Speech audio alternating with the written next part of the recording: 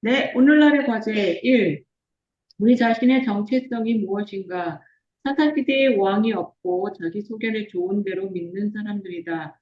자신의 체험은 없고 조상들의 체험에 관한 증언을 듣고 머리로 믿는 신앙입니다. 네, 그래서 우리가 정체성이 뭐냐? 대부분은 이제 내가 뭐 다윗이다, 내가 뭐 모세다, 내가 뭐 아브라함이다 이런 식으로 자기가 자기하고는 전혀 관계없는 사람들을 자기 일치시켜 갖고 오버랩시켜 내가 그런 사람인 적 착각하고 있는데 저를 포함한 대부분 사람들은 가장 타락한 사사기 시대의 사람하고 비슷한 것 같아요. 그러니까 왕이 없어요, 일단은. 주어가 자기 삶의 주인이 없는 거죠. 오늘도 한번 생각해보면 알아요. 오늘 하루를 시작해보면 새벽기도 했는데 주인과 무슨 대화를 나눴는지, 주인으로부터 무슨 말씀을 들었는지, 그거 없이 그냥 일방적으로 내가 뭐 보고하고 뭐 이렇게 할 테니 도와주십시오. 이런, 뭔가 주객이 전도된 이런 형태로 살아가고 있는 거고, 그 다음에 이제 하나님 말씀이 나의 삶의 모든 영역에서 나를 지배하는 게 아니라 내 소견에 좋은 대로 이런 형태로 살고 있다. 그러니까 우리를 너무 높이 올려놓고 내가 뭐 대단한 신앙인인 걸 착각하지 말고 뭐 직분과 관계없이 나는 사사기 시대의 사람이야. 이렇게 생각하고 이제 출발해야 될 것 같아요. 우리의 정체성에 대한 문제예요. 2번. 우리의 주인, 왕을 찾아야 한다. 우리는 신앙의 주인을 찾아야 한다. 예수의 이름을 불러야 한다. 구약 시대는 하나님, 신약과 그 이후는 예수가 전권을 가지고 있다. 성령은 어디까지나 보혜사이다. 그래서 이제, 이 부분이 이제 명확하지가 않아요. 이제 삼일체 얘기하면서 뭐 기도를 뭐 하나님께 해야 되냐, 예수를 불러야 되냐, 뭐 요즘 성령 시대니까 안녕하세요, 성령님 하면 성령 하나님을 이제 따라 살인다 이런 얘기들이 많은데 이제 성경 읽어보면 전권이 예수님에게 넘어갔기 때문에 예수님이 우리의 주인이시죠. 그 예수 그리스도를 부르고 예수님의 지시를 받고 그리고 이제 성령은 어디까지 보혜사입니다. 돕는 자일 뿐이지 예수를 대적하는 대신하지 않는다. 그래서 요한복음 4장 14장에도 보면 성령은 내 것을 갖고 할 것이다. 독자적으로 뭘 다시 하지 않는다 이렇게 돼 있거든요. 그래서 예수 그리스도라고 하는 분이 나의 삶의 모범이자 또 따라가야 할 분이고 그분이 내 머리가 되신다. 이 부분을 명확하게 해야 되는데 이 부분이 아직 그 정리가 안 된 사람이 태반이 많아요. 그러니 주인이 누군지도 모르는데 내가 나의 주가 누군지도 내 삶과 이 역사의 주체, 주어가 누군지도 명확하지 않으니까 문제가 된다는 거예요. 그래서 우리는 기본적으로 이제 예수 그리스도를 에, 의식하면서 주여 또는 예수님 이렇게 부르면서 그 관계를 이제 개선해 나가야 됩니다. 그래서 기본적으로는 뭐냐면 주여 말씀하옵소서. 그때 주는 예수 그리스도를 뜻하는 거예요. 종이 듣겠나이다. 이런 태도를 가질 필요가 있다. 이건 사무엘의 고백이 나오고 예수님도 하나님 앞에 그렇게 했고 사도들도 이제 기본적인 태도가 그거죠. 그래서 항상 우리가 주님을 향해서 마음이 열려 있어야 도 주님을 의식하고 살아야 된다는 거. 이게 이제 훈련이 돼야 되는데 이 부분이 명확하지 않아요.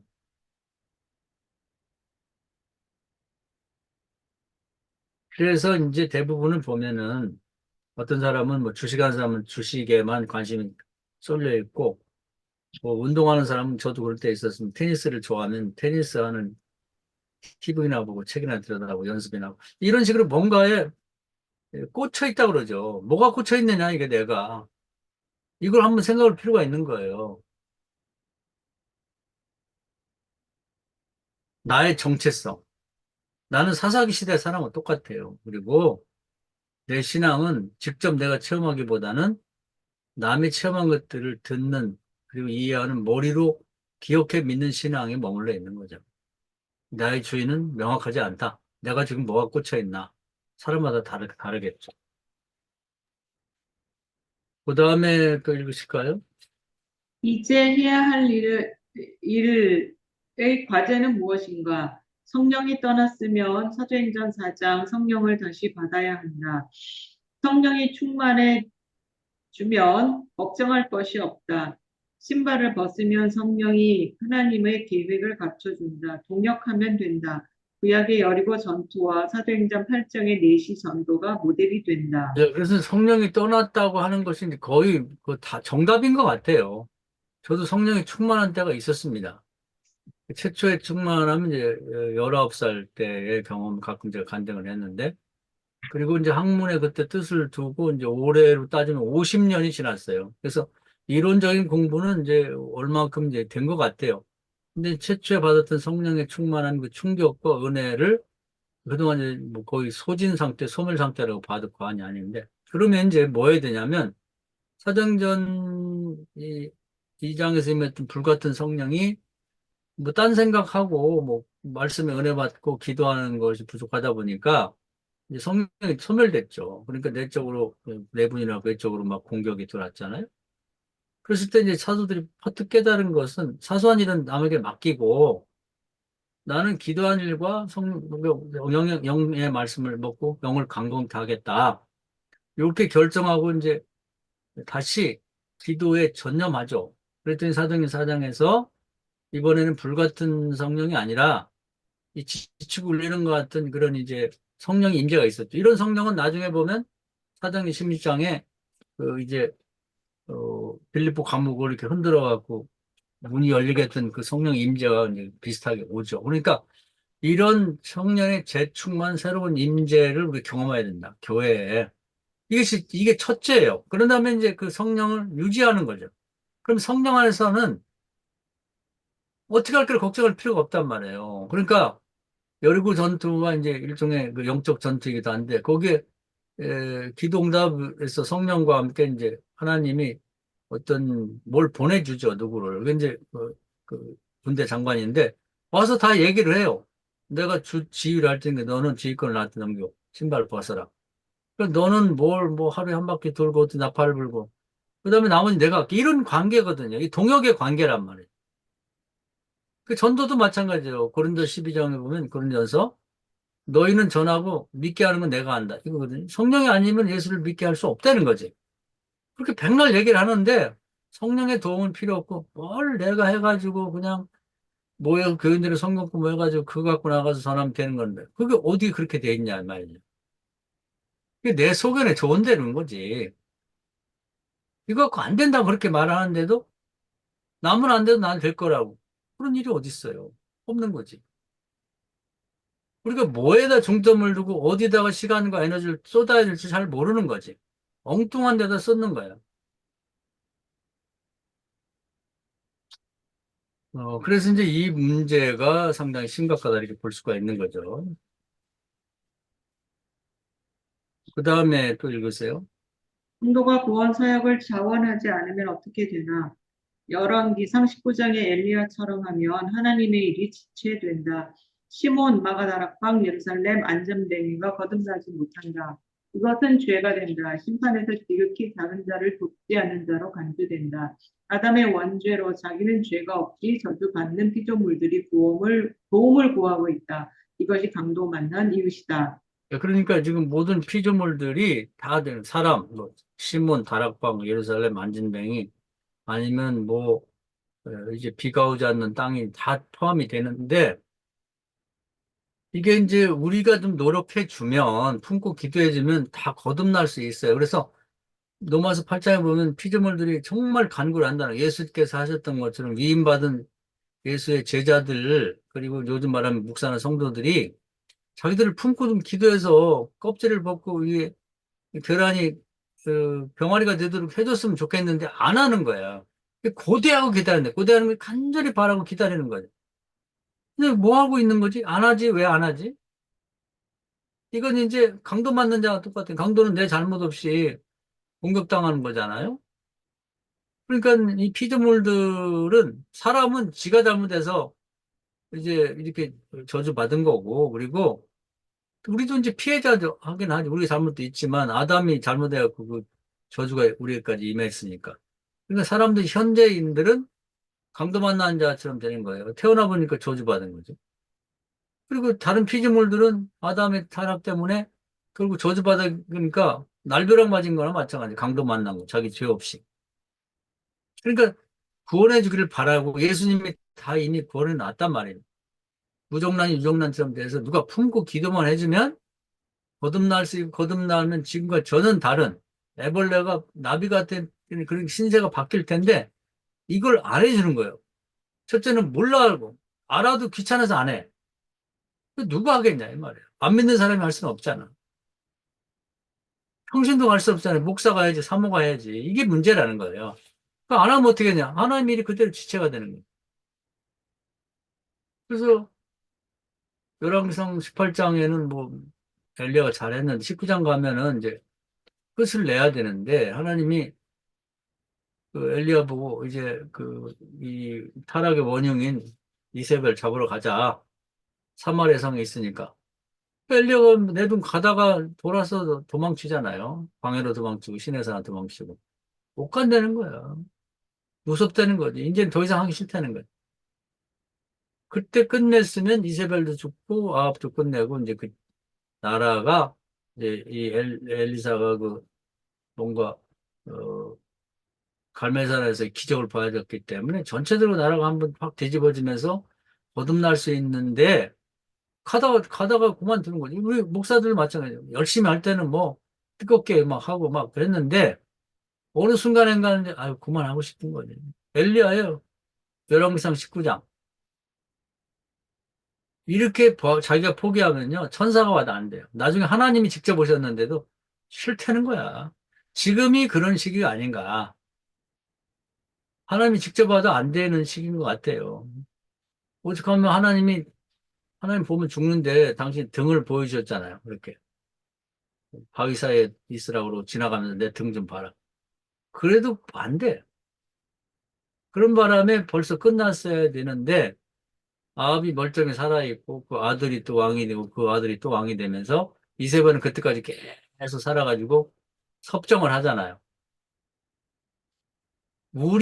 만약에 우리가 지금 눈 번이 뜨고 있는 목사님들과 저하고 오늘 강해든 목사님들하고 이걸 우리가 끝내지 않으면 이게 계속 됩니다. 우리 자식들이 목사가 되고 또 손주가 목사가 되고 또 교회 담임자가 되고 그래도 계속 되는 거지. 변화가 없는 거예요. 우리가 안 하는데 누가 하겠어요? 나는 못해도 뭐 자식대가 하면 후대가 하겠지. 누가 하냐고. 그래서 열왕기상 19장에 엘리야 꼴이 난다 이렇게 보면 되는 거죠. 그럼 누가 하겠지? 사람이 안 하면 하나님 하시겠지. 하나님은 안 하세요. 하나님은 동역자가 없으면 일하시 않는다. 우리가 혼자 하는 것도 싫어하시고 하나님이 우리 없이 혼자 하시는 것도 싫어한단 말이죠. 이걸 우리가 아는 게 중요한 거예요. 지금 우리는 열왕기상 19장에 엘리야와 비슷하다 이렇게 보면 되겠습니다. 그 다음에 또 읽으실까요? 휘장이 찢어졌다. 성령 충만한 상태가 되면 지상에 하나님 나라가 성취된 것이다. 이미 요한복음 19장 30절에서 이것이 가능해졌다. 실제가 되려면 이 실상을 믿음으로 보는 자가 약복강의 기도를 해야 한다. 성령의 임재를 기다려야 한다. 예. 그래서 요걸 이제 시장이 찢어지면서 하나님 나라, 우리 사람 육신의 나라가 이제 접속이 됐다고 할까요? 하나가 된 거예요. 이제 우리가 요즘에 제가 그냥 메타버스 얘기도 많이 했는데, 그래서 이제 하나님 나라가 이제 지상에서 지금도 경험할 수가 있는 거죠. 그 마태복음 12장에 보면 이따도 있겠습니다만은, 성령에 의해서 악령이 물러나고 귀신 들리고 벙어리고 귀머거리 된 아이를 데려왔을 때 성령에 의해서 이 병을 갖고 온 이 귀신을 몰아내고 하나님이 주신 능력에 의해서 이 병이 고쳐졌으면 너에게는 이미 하나님 나라가 실현된 거다. 그래서 지상에서 하나님 나라를 실현을 경험하게 만들기를 원하는 거예요, 하나님이. 그것이 이제 뭐 대표적인 예를 얘기했습니다만은 성령 충만했던 라마 나육 같은 건 지상에서 경험할 수 있는 하나님 나라죠. 그리고 성령이 충만했던 초대교회, 성령 떠나기 전에, 거기는 뭐 놀라웠죠. 뭐 주변에는 완전히 뭐 예수 죽인 자들이 날쳤지만, 그 공간 안에만은 이제 뭐 성령이 충만하고 사람이 몸 변화되고 뭐 땅을 바치고 그냥 없는 사람 나눠주고 그런 공간이 만들어졌단 말이에요. 그러니까 하나님은 우리가 거주하는 그런 교회, 지역, 그런 지역이 성령이 하늘과 땅과 이렇게 연결이 되면서 하나님의 불기둥이 임재하면서 거기서 그런 경험들이 실제로 일어나기를 바라는 거죠. 근데 성령의 울타리를 넘어 들어오면 어느 지역에서든지 마치 남아 나요새 그 울타리를 들어오면은 그 뭐 사울 같은 사람과도 변화가 되는 그런 지역과 그런 경험이 지금도 있기를 바라는 거죠. 그 얘기를 하는 거예요. 그 다음에 또 읽으세요. 성령의 역사를 목격하는 법, 성령의 역사를 가만히 봐야 한다. 성령은 바람과 같다. 직접 볼 수 없고 출애굽기 17장 모세처럼 사무엘 하 5장의 다윗처럼 우리는 대상을 통해서 성령의 역사를 본다. 대상을 통해서 간접적으로 보는 것이다. 성령의 임재가 없는 곳에서는 바울이 복음을 전해도 소용이 없다. 고린도 지역의 회당에서 실패한 바울의 경험 참고 네, 그러니까 그리스도를 항상 의식하고 살아야 되고, 그다음에 성령을 충만히 구한 다음에 성령의 흐름과 역사에 이제 대상을 통해서 이제 바라봐야 된다는 거예요. 그러니까 이것을 놓쳐버리면 우리 인생이나 어떤 신앙적인 성과가 없다는 거죠. 그러니까 이 고린도 지역에 보면은 바울이 이제 가서 그 일반적인 생각에 따라서 회당이 복음 전하기 좋은 그런 시설을 갖추고 있으니 거기 복음 전하면 되겠지. 망했단 말이에요. 기도해 보니까 성령은 그 옆에 바로 있는 디드 유스드라고 하는 평신도 집에 임재해 있단 말이에요. 글로 가서 전했단 말이에요. 그러니까 상식적으로 보면 사람 생각하고 다른데 거기 왜 거기가 전하냐 말이에요. 근데 거기서 대박이 났다 이 말이죠. 애들 말로 하면은. 근데 그런 식의 삶을 살아가는 거예요. 성령의 인도함을 따라가라는 거죠. 그래서 요한복음 3장에 보면 성령의 사람은 바람이 임의로 부는 것처럼 어디서 와서 어디 가는지 모른다. 이렇게 돼 있단 말이에요. 그것이 필요하다는 것입니다. 자, 그래서 이걸 누가 할 것인가? 이제 누군가는 그걸 해줘야 되는데 우리가 그걸 보기가 상당히 어려운 거죠. 자, 그리고 이제 참고할 성경은 우리 그 조두성 목사님이 읽어주실까요? 조 목사님 읽으세요. 어, 조두성 목사님 읽으세요. 죄송해요. 저한테 중지가 안 보이네요. 녹화만 보이고 중지가 안 보이는데. 할게요. 네.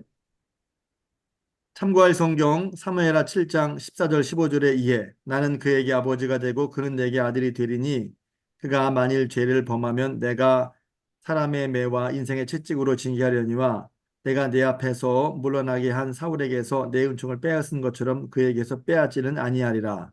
예, 그것은 다윗이 이제 하나님 앞에 그 하나님 기쁘시게 하려고 성전을 저드린다고 했을 때 했던 그 하나님의 말씀입니다. 그래서 하나님은 어떻게 친밀해지는가, 가까이 할 수 있는가를 하나 보여주는 예시라고 보면 되겠습니다. 구약에서 하나님이 다윗을 가장 사랑했는데 그것은 이런 이유 때문이었다. 그래서 우리도 하나님 기뻐하실 일을 시켜서가 아니라 잘해서 해보면 좋겠다는 얘기고요. 그 다음에 2번. 누가복음 17장 7절 8절에 이에 너희 중 누구에게 밭을 갈거나 양을 치거나 하는 종이 있어 밭에서 돌아오면 그더러 곧 와서 앉아서 먹으라 말할 자가 있느냐 도리어 그더러 내 먹을 것을 준비하고 띠를 띠고 내가 먹고 마시는 동안에 수종 들고 너는 그 후에 먹고 마시라 하지 않겠느냐. 예, 그러니까 항상 주님을 섬기는 자세로 주님을 의식하고 살으라는 얘기입니다. 그러니까 밭에서 일터에서나 또 집에 와서 식사할 때나 그리고 이제 더 추가하면 휴식을 취할 때도 하나님 의식하고 살아라. 예수님 의식하고 살아라 그런 얘기고요. 로마서 7장. 로마서 7장 21절 23절에 이에 그러므로 내가 한 법을 깨달았노니 곧 선을 행하기 원하는 나에게 악이 함께 있는 것이로다.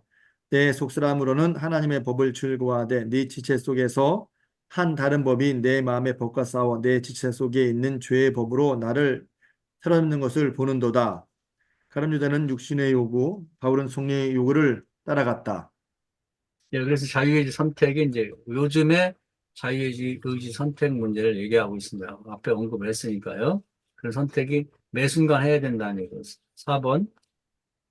갈라디아서 2장 20절에 이에 옛사람 첫 아담을 닮은 나를 죽이고 새 사람인 예수를 닮아서 살아야 한다. 내가 그리스도와 함께 십자가에 못 박혔나니 그러니 이제는 내가 사는 것이 아니요 오직 내 안에 그리스도께서 사시는 것이라. 이제 내가 육체 가운데 사는 것은 나를 사랑하사 나를 위하여 자기 자신을 버리신 하나님의 아들을 믿는 믿음 안에서 사는 것이라. 네, 그래서 이 본문을 이해하는 게 굉장히 중요합니다. 그래서 나는 없어지고 예수가 사는 게 아니라 첫 번째 나는 이제 그 첫 아담을 닮고 태어난 나고 두 번째의 얘기는 이제 예수를 닮은 두 번째 둘째 아담 예수를 믿고 사는 나를 뜻하는 것이죠. 첫 아담 닮은 나는 죽고 둘째 아담을 닮은 예수는 사는 거죠.